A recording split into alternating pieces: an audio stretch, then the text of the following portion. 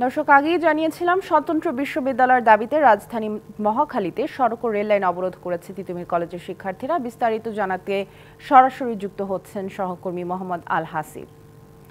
হাসিব, সড়ক অবরোধ তো করা হয়েছে, আমরা বলছিলাম নিশ্চয়ই ভোগান্তি হচ্ছে, সেই সম্পর্কে জানাবেন এবং শিক্ষার্থীদের আর কি কি দাবি আছে জানাবেন। কিন্তু সারা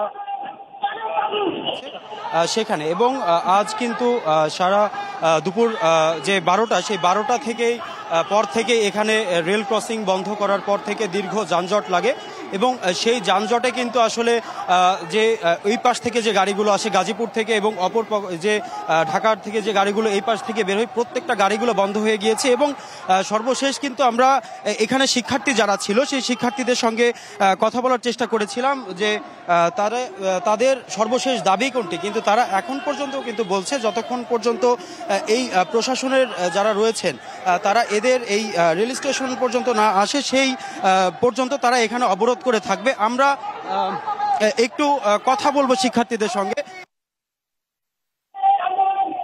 কি চাচ্ছে ভাই?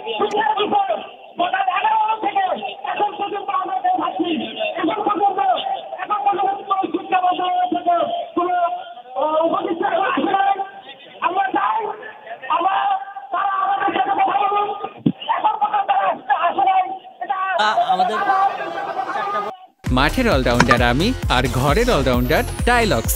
টাইলক্স টয়লেট ক্লিনার, ক্লিন মানেই টাইলক্স।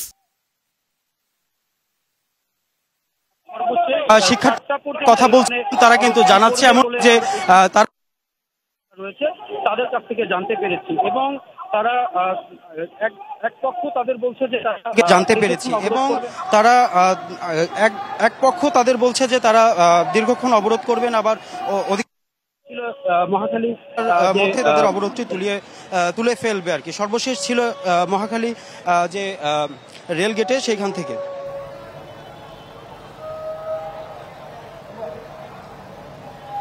হাসিব, আপনি থাকবেন সেখানে। ধন্যবাদ আমাদের সাথে যুক্ত হওয়ার জন্য।